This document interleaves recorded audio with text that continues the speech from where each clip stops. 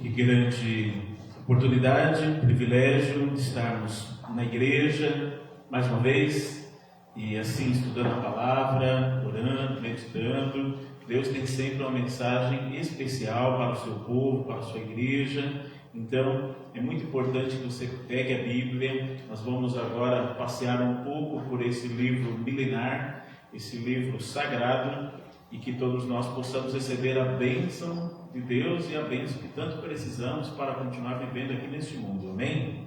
Você que está nos assistindo, você também possa sentir o abraço de Deus, possa sentir o toque de Jesus e possa ter uma semana poderosa, abençoada, tendo Deus à frente ali dessa semana que está diante de nós, à frente da sua vida. Amém? Amém. Nós vamos, amigos, estudar nesta noite. Nós vamos falar sobre salvação, vamos falar sobre a entrega da vida, assim, do coração a Deus.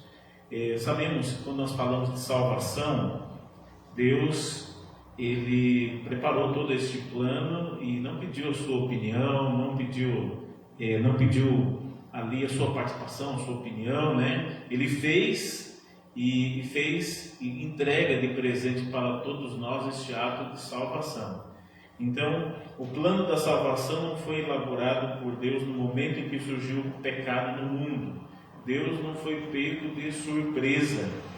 Deus, Ele, antes mesmo da entrada do pecado, Deus já tinha a noção da salvação, o plano da salvação, o plano da redenção. 1 Pedro, vamos aqui ler o que a mensagem que aparece aqui, que é apresentada para todos nós, para conforto, para orientação de Deus. Então vamos ler aqui 1 Pedro, capítulo 1, verso 18 até o verso 21. Então vamos ver aqui o que o texto nos diz, falando sobre esse aspecto da salvação. O título da mensagem desta noite é o antídoto contra a velha vida sem Cristo. Então, do 18 até o 21, aqui nos diz: sabendo que não foi mediante coisas corruptíveis como prata ou ouro que fostes resgatados do vosso fútil procedimento que vossos pais vos legaram, mas pelo precioso sangue, como de cordeiro sem defeito e sem mácula, o sangue de Cristo, conhecido com efeito antes da fundação do mundo, porém manifestado no fim dos tempos por amor de vós, que por meio dele tendes fé em Deus, o qual o ressuscitou dentre os mortos e lhe deu glória, de sorte que a vossa fé e esperança estejam em Deus. Então o texto aqui tem algumas palavras-chave apelando ali, falando de Cristo. Cristo ali, Cristo, nosso Deus, toda a divindade unida no propósito de restabelecer a paz, a salvação no mundo inteiro. O projeto do resgate, caso precisasse e precisou. Então, para demonstrar o seu amor, Cristo lhe dá sua própria vida em resgate a este mundo corrompido pelo pecado. Então, a partir do momento que entrou o pecado, ocorreu então um grande abismo entre nós e Deus. Jesus, ele topou essa missão de vir aqui a este mundo, ele topou fazer isto, pagar um preço, porque a partir do momento que Adão e Eva pecaram, então Deus poderia ter matado eles, Deus poderia ter passado a mão na cabeça apenas. Mas o que Deus resolveu fazer? Deus resolveu pagar o preço. A divindade resolveu pagar o preço para tentar resgatar os seres humanos, tentar resgatar das mãos do maligno. A partir do momento que Adão e Eva pecaram, então este mundo, o diabo tomou para si posse deste mundo. Então ele age, ele é o dono deste mundo. É por isso que a gente vê tanta coisa ruim. Às vezes a gente pega a nossa TV e dá uma torcida, assim vai sair sangue, né? Muita coisa ruim, muita notícia assim, uma pior que a outra, né? Então, este mundo aqui jaz no maligno. A nossa única esperança é continuar crendo, é continuar confiando nesta promessa que vai além das coisas daqui, deste mundo, desta terra, né? Essa esperança é tão forte, é tão firme, que é melhor e maior do que qualquer outra coisa que você tem aqui nesse mundo. E aquilo que a gente tem aqui nesse mundo vai passar, né? Vai deixar de existir, mas algo não vai deixar de existir. É a sua confiança no Senhor, é a sua confiança neste Deus poderoso que vai nos levar do ponto em que estamos para o ponto da salvação, né? E para demonstrar o seu amor, Cristo, Ele dá a sua própria vida em resgate. Esta é a palavra-chave desta noite. Ele nos resgatou. Eu não merecia, você também não merecia, mas Ele, assim, Jesus, toda a divindade, eles não veem aquilo que eu fui, nem aquilo que eu sou, mas eles veem aquilo que eu posso ser nas mãos do Senhor. Então, se você dá um passo de fé, então Deus ele pode agir, Ele pode trabalhar, Ele pode mexer com a sua mente, Ele pode mexer com o seu coração e fazer com que você se torne de fato uma nova pessoa. Uma nova pessoa aqui é uma nova mente, um novo procedimento, né? Uma nova atitude. Então Deus ele espera que nós conheçamos e compreendamos mais essas ideias, né? E todos aqueles que desejam aceitar esse amor e aceitarem a Cristo como seu Salvador, como Senhor e como Salvador, Cristo ele constantemente convida a demonstrar essa entrega como uma demonstração de aceitação de sua vontade. Então, na igreja, o que nós fazemos para demonstrar essa nossa vontade da entrega? Aí vem o ato do batismo. O batismo em si não é o último passo. O batismo em si é o primeiro passo nesta caminhada, né, com Deus. Então a pessoa cada dia vai crescendo, vai se aperfeiçoando. O batismo não faz com que a pessoa fique perfeita, mas o batismo ele mostra de maneira pública que você decidiu, que você quer de fato estar do lado daquele que é vencedor, daquele que é poderoso para poder te abençoar. O livro de Marcos, capítulo 16, dê uma olhada aí nesse texto. Vamos ler alguns textos que falam sobre o antídoto contra a vida sem Cristo, permitir, né, essa transformação. Nós somos transformados pela contemplação. Com o passar do tempo, aquilo que você acredita, aquilo que você contempla, com o passar do tempo isso vai se transformar, ou para o bem ou para o mal. Então o livro de Marcos, capítulo 16, verso 16, vamos ver aqui o que a palavra nos diz, essa palavra poderosa, essa palavra eficaz. Então vamos lá, Marcos capítulo 16, verso 16, ali nos diz: quem crer e for batizado será salvo, quem porém não crer será condenado. Então a base aqui que diz, né? Quem crer, for batizado vai ser salvo. Crer aqui significa compromisso. Nós vivemos em uma época, em uma sociedade que muitos não querem compromisso com nada. Muitos hoje dizem, né? Hoje eu amo, amanhã não amo mais. Hoje eu sigo, amanhã não sigo mais. Hoje eu quero viver, amanhã não quero mais. Então, muitos vivem uma vida assim descartável. Hoje tem uma família feliz, amanhã não quer mais.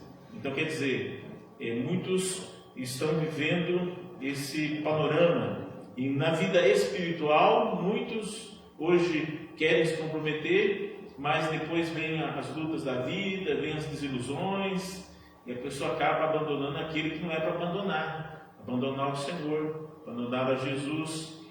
Muitos falam isso. Teve um rapaz de Sarandi, ele disse o seguinte, fiz um apelo para ele, e falei ali no estudo bíblico, se ele aceitava a lei de Deus, estava disposto a colocar em prática a lei de Deus na sua vida, e ele disse, sim, pastor. Você está disposto a guardar o sábado? Você está disposto a cuidar do seu corpo como templo do Santo Espírito? Então foi apresentando, né, pontuando ali os pontos que nós apresentamos ali de preparo para o batismo. E ele disse: pastor, aceito tudo. Eu falei: amém, que maravilha! Então, você aceita ser batizado? Sim, eu aceito. Eu falei: amém. Ele disse: teu batismo é semana que vem. Ele disse: pastor, não posso? Não posso batizar semana que vem. Mas por quê? Mas você aceita tudo, você não crê? Creio, mas eu não posso. Mas por que não pode? Ah, pastor, eu ainda tenho que arrumar algumas coisas, né? Tem que arrumar algumas malas. Ele falou assim: tem que arrumar algumas malas. Então muitos estão arrumando as malas e vão passar arrumando a mala durante muito tempo, né? A partir do momento, a crença que aparece aqui na Bíblia, o acreditar, significa que eu quero ter um compromisso sério, um compromisso verdadeiro, um compromisso que, com o passar do tempo, eu não vou ter uma mudança de ideia, uma mudança de pensamento, né? É algo que eu desejo, e isso que Deus Ele espera encontrar em cada um de nós, pessoas que queiram hoje e queiram mais ainda amanhã, e desejem mais ainda o outro dia. Então, quer dizer, isso é gradativo. Eu quero entregar a vida a Deus, eu quero ser uma bênção, quero ser útil na pregação do Evangelho, não quero mais ser este outro que eu fui até o momento, quero ser uma nova pessoa, alguém que possa fazer a diferença. Últimas palavras de Jesus que estava aqui neste mundo, estava subindo ao céu. Mateus capítulo 28, versos 9 e 20, texto bem conhecido. Pega aí o texto, acompanhe por favor. Últimas palavras de Jesus. Ele disse ali, vou até ler na íntegra o texto, Mateus capítulo 28, verso 19 e 20. Então ali, últimas palavras de Jesus, estava subindo aos céus. Ele disse: ide, portanto, e fazei discípulos de todas as nações, batizando-os em nome do Pai, do Filho e do Espírito Santo, ensinando-os a guardar todas as coisas que vos tenho ordenado, e eis que estou convosco todos os dias, até a consumação do século. Jesus aqui promete ficar do teu lado até quando mesmo? Até o fim da história deste mundo, amém? Isso é algo maravilhoso. Ele promete aqui que ele deseja estar conosco. Nós também temos que prometer também, aproveitar, né? E também prometer para o Senhor: Senhor, também desejo estar ao teu lado até o fim da minha vida.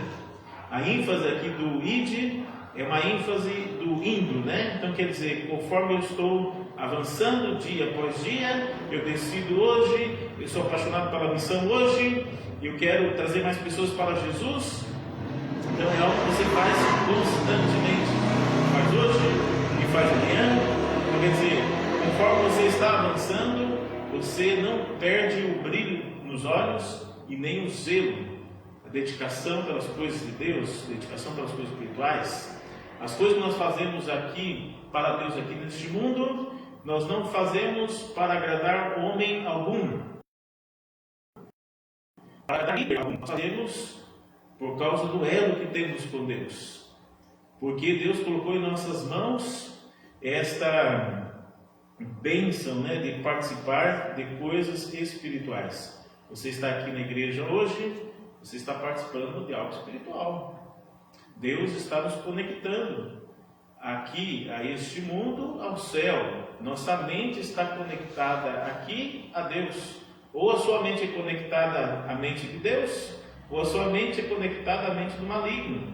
Ele quer conduzir os teus sentimentos, as suas emoções, para que você fique longe de Deus, para que você não tenha tempo para orar, tempo para ler a Bíblia. O diabo, ele quer isso, ele quer controlar. E às vezes a gente é igual, às vezes a gente parece que é meio marionete, né?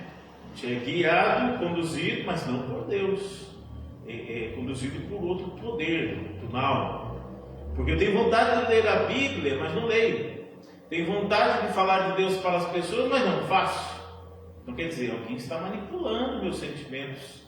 Eu poderia me posicionar mais nas redes sociais sobre a fé e trazer bênçãos para todas as pessoas que têm conexão comigo, mas não faço. E alguns nem sabem que você é de Jesus, e muitos têm até vergonha de se posicionar. Então, se hoje nós temos vergonha de nos posicionar na fé, então quando Jesus voltar nas nuvens do céu, ele vem para buscar quem é dele. Então hoje é tempo de você se fortalecer. A Bíblia fala de batismo, e quando fala de batismo, é batismo por imersão, não é batismo por aspersão. A pessoa precisa afundar nas águas. A Bíblia faz menção do batismo, e esse é o batismo verdadeiro. É o batismo, nós entendemos que no judaísmo, quando tinha aquele momento ali em que tinha que passar a purificação, quando a pessoa tinha lepra, ou quando tinha algum outro problema de saúde, ou um problema normal, né? Então muitos tinham que se banhar, era um banho ritual, era uma auto-imersão. A pessoa entrava na água e tinha que se mergulhar ali nesse processo de purificação. No dia do Yom Kippur, é o dia do juízo, que acontecia ali naquele contexto em que Deus se revelava no santuário, ali no lugar santíssimo. O sumo sacerdote estava ali, e tinha um dia no ano, e tinha um dia que esse dia Deus estava falando que estava aceitando o povo de novo. Mas antes de Deus se revelar e aparecer aquela luz poderosa, o Shekinah, no lugar santíssimo, existia um processo que o sumo sacerdote tinha que fazer antes de seguir nos procedimentos até ver Deus se revelando. Então o sumo sacerdote tinha que se banhar também. Isto é uma ênfase de purificação. O batismo no judaísmo, na consagração dos levitas, ocorria também um banho ritual. Na consagração dos sacerdotes também acontecia. Quando olhamos para a pessoa de Naamã, Deus ali orientou que ele tinha que passar por um processo de purificação também, e tinha que se banhar. Na questão dos prosélitos, aqueles que não eram judeus de fato, todos aqueles que vinham, eles também precisavam passar pela circuncisão, né? E passar por esse banho ritualístico, né? Nós sabemos que no passado existia circuncisão para poder mostrar que aquilo ali pertencia ao povo de Deus. O ato da circuncisão hoje não precisa se fazer mais. E no local dessa cerimônia ficou ali o batismo. Então, a partir do momento do batismo, que a pessoa é batizada por imersão, afundada nas águas, onde tem água e é batizado, ele se torna um cristão. Então, o impacto da mensagem deste, que foi aquele que inaugurou o ato do batismo, né? Assim, apresentando como uma entrega, João Batista, a Bíblia nos diz que João Batista, ele foi aquele que preparou o caminho para o mestre, para o rei. E João capítulo 1, verso 22, dê uma olhada aí no texto, texto de João capítulo 1, João capítulo 1, verso 22, falando sobre João Batista. Alguém que viveu, mas viveu para preparar o caminho para o mestre. João capítulo 1, verso 22. Interessante a gente pensar, a gente meditar ali na vida de João Batista. E disseram-lhe, João capítulo 1, verso 22, disseram-lhe, pois, declara-nos quem és, para que demos resposta àqueles que nos enviaram, que dizes a respeito de ti. Então ele respondeu, eu sou o quê? Eu sou a voz do que clama no deserto, endireitai o caminho do Senhor, como diz o profeta Isaías, né? Os que habitam, sido enviados, eram entre os fariseus. Fizeram a pergunta, né? Quem és tu? E ele diz, eu sou a voz do que clama no deserto, endireitai o caminho. O caminho estava torto. Muitos estavam vivendo a vida religiosa ficou comprometida. Muitos com o coração dividido. Muitos fazendo as coisas religiosas, mas não tinham o coração mais ali. João Batista estava ali para preparar o caminho. Então ele atraía as multidões, não para si, mas ele estava apontando a alguém que viria. E esse alguém era Jesus, Cordeiro de Deus. A ênfase do Cordeiro, Jesus não precisava ser batizado, mas ele o fez como exemplo. Ele não precisava ser purificado dos pecados. João Batista, ele pregou muito sobre o arrependimento. Ele foi um arauto mostrando que o reino de Deus estava não longe, mas estava pertinho deles. Na ênfase da Bíblia, e foi a marca de Jesus, ela fala muito do reino já e o reino não ainda. Já porque estava ali o reino batendo na porta de todos, e não ainda porque a iminência da volta de Cristo ainda teria que se cumprir no futuro. Então, amigos, o batismo em si, ele é muito importante e faz parte da vida cristã. E a partir do momento que você batiza, então honre a Deus, continue com compromisso, continue vivendo a fé. Deus, ele tem um projeto maior, mas sei que nós não somos perfeitos, e perfeito a gente vai ser só no dia da ressurreição, mas a gente pode melhorar, a gente pode crescer e pode avançar, sendo bênção, sendo luz. Jesus não recebeu o batismo como confissão de pecado de sua própria parte. Ele identificou-se com os pecadores, dando os passos que nos cumpre dar.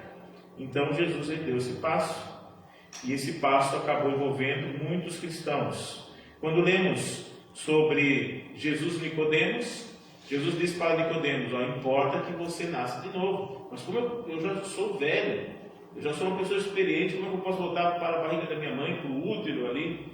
E Nicodemos brincou, mas Jesus está falando de algo muito sério. As coisas de Deus são discernidas de uma maneira muito espiritual. E Jesus disse: importa que você nasça de novo. Importa que você... E tem até um pregador que sempre, quando vinha na igreja, o pessoal convidava ele para pregar, e ele pregava essa mensagem. E ele dizia: importa-vos nascer de novo. E o outro sábado foi convidado para poder pregar, e ele pregou uma mensagem linda. Depois, o teor da mensagem era essa: importa-vos nascer de novo. Então o pessoal já começou a ficar assim, com o coração na mão. E depois convidaram para pregar outro dia, e ele pregou a mesma coisa. E aí o pessoal, os líderes, disseram: mas só tem essa mensagem para pregar? Por que você prega essa mensagem? Por quê? Por que tanta ênfase nesse ponto? Responda, por quê? E ele disse: importa-vos nascer de novo. Você precisa nascer de novo. Nascer significa voltar às origens, né? Nascer significa que você precisa dar os primeiros passos. Jesus vai te ajudar a dar os primeiros passos, e Ele vai te ajudar nesse contexto espiritual. Sozinho você não consegue. Sozinho a gente vai até um certo ponto, e com nossas próprias mãos, com nossas próprias atitudes, a gente erra mais do que acerta. Mas com Deus a gente pode ser mais assertivo. Com Deus você pode ser uma bênção, ser uma luz. O texto de Miqueias, capítulo 7, verso 19, ele nos diz que Deus, ele quer lançar o nosso pecado lá nas profundezas dos mares. Ele coloca um local onde ninguém vai, pois ele coloca o pecado no local que lá nas profundezas, lugar que ninguém vai. Depois sai da água e coloca uma plaquinha ali: é proibido pescar aqui, é proibido nadar aqui. Então Deus coloca lá nas profundezas dos mares. O homem conseguiu fazer várias tentativas para ir para a Lua. O homem consegue estudar e fazer muitos planos, né, nessa parte de geografia do mundo, mas o homem não conseguiu ainda rastrear toda a parte das profundezas. E é lá mesmo onde Deus coloca os pecados, local onde eles se achar depois, né? Mas muitos são especialistas, né? E querem voltar atrás, e querem mergulhar e querem ir atrás.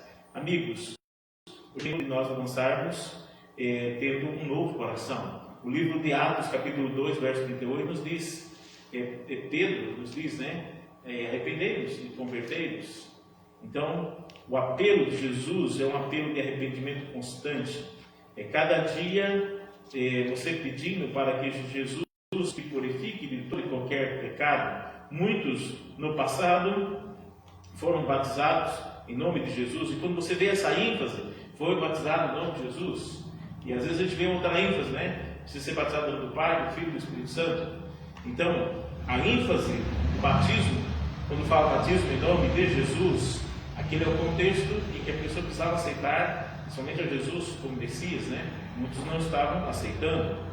É muito importante que você entenda esse assunto. Hoje é tempo de morrer para o passado, e nós devemos andar em novidade de vida.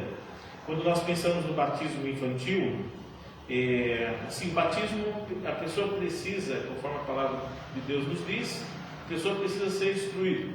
Então a pessoa foi instruída e a pessoa tem possibilidades de continuar avançando, então a igreja aceita. A partir de que idade normalmente a igreja aceita alguém ser batizado? Principalmente a partir da idade de 8 anos. Então a partir daí a pessoa pode, se os pais são da igreja, ou se tem uma base segura, né, que envolve as atividades da igreja, né? Às vezes a criança vem já na igreja, às vezes vem com um tio, vem com alguém da igreja, então ele tem possibilidades de continuar, ele tem possibilidades de avançar. Tem o clube dos trovadores, o clube de aventureiros. Quanto mais envolvido na igreja, mais possibilidades. Mas a partir dos 8 anos, eu conheci ali crianças de 8 anos, 8, 9, 10 anos, né? Que quando pediam ali para fazer os cursos bíblicos, eles faziam melhor que os adultos. Uma menina que estudei a Bíblia, ela fazia assim de maneira tão caprichada ali as lições, né? Então quer dizer, o coração está mais acessível para a mensagem. Entre pregar para adultos e pregar para criança, é melhor pregar para a criança, porque ela tem uma vida pela frente, né? E o que você fizer ali pode impactar a vida dela ainda no futuro, né? E a semente que você lança do coração é a semente que pode germinar no futuro. Então, o batismo é um momento importante. Devemos pregar não apenas para crianças, mas nós devemos pregar para todos, né? Para a mulher, para os homens, para a pessoa de idade. O Evangelho é bem inclusivo. O Evangelho precisa alcançar toda e qualquer pessoa. Muitos foram alcançados no passado. Muitos foram alcançados e eram estrangeiros.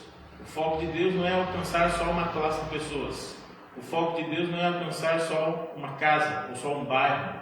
O foco de Deus é que você também tenha essa visão. A visão ali de alcançar cada cantinho aqui dessa cidade.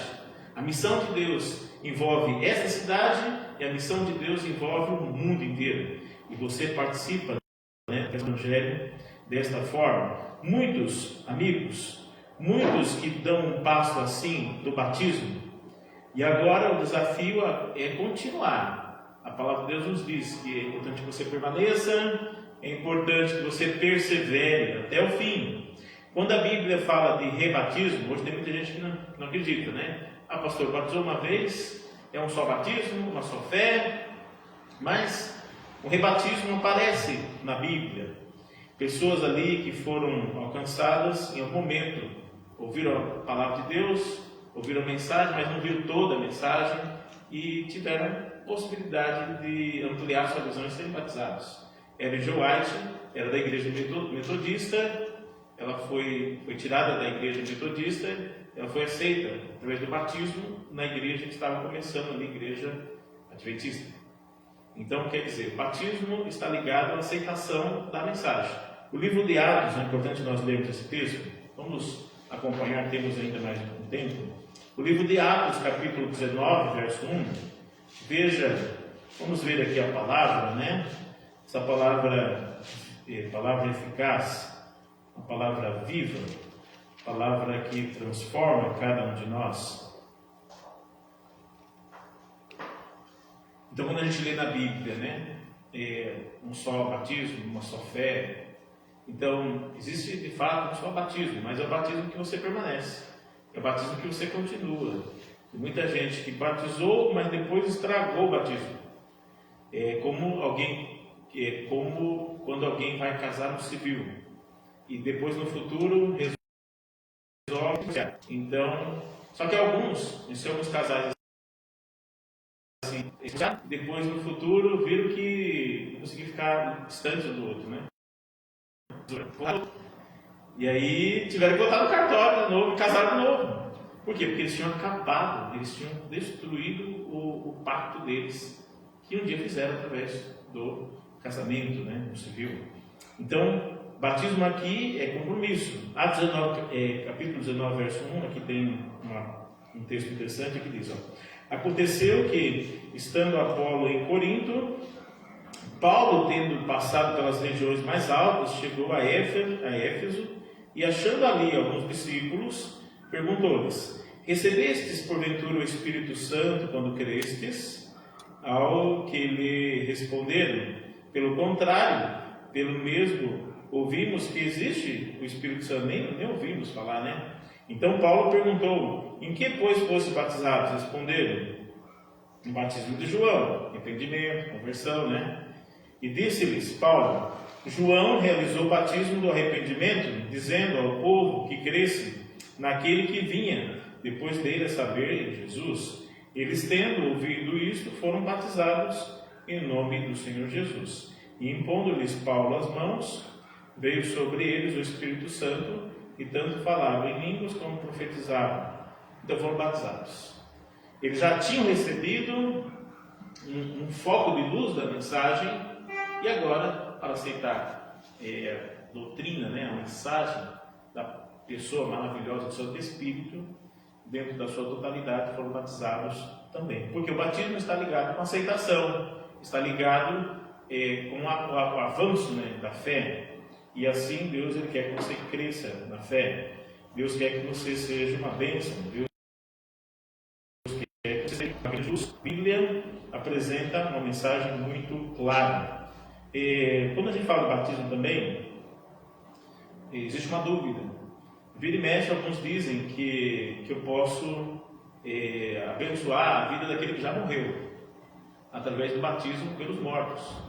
Tem uma igreja que promove isso, né? A Igreja de Jesus Cristo dos Santos dos Últimos Dias. Não sei se eu falei certo, acho que é isso mesmo. Os Mormons, né? Então, em algum momento, eles vão até uma catedral, uma sede, né, maior, né, um local estratégico, e ali eles procedem, participam de uma cerimônia e acabam batizando aqueles que já morreram. Em que sentido? Então, eu me batizo para poder impactar a vida daquele que já... E tem uma cerimônia para isso, né? E a pessoa acaba ali abençoando aquele que já morreu, para que possa também um dia estar no céu, para que possa um dia também viver a plenitude da fé. Posso fazer isso? Será que eu consigo ainda ajudar aquele que já morreu? O que vocês acham? Então, a Bíblia fala que possibilidades e chances eu tenho enquanto eu estou vivo.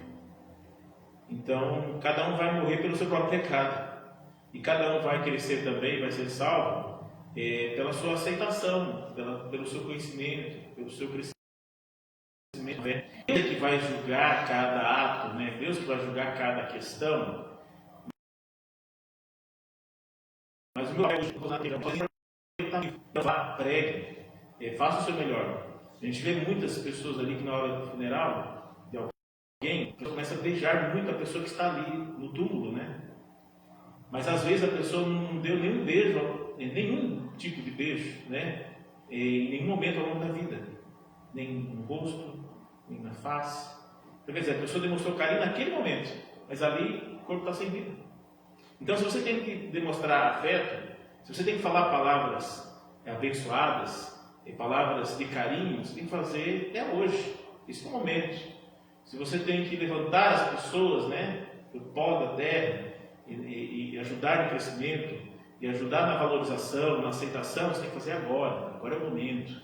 Então a Bíblia, quando fala em 1 Coríntios 15, 29, ali a ênfase não é de afirmação, é uma ênfase de pergunta. De outra maneira, que farão os que se batizam pelos mortos, se absolutamente os mortos não ressuscitam?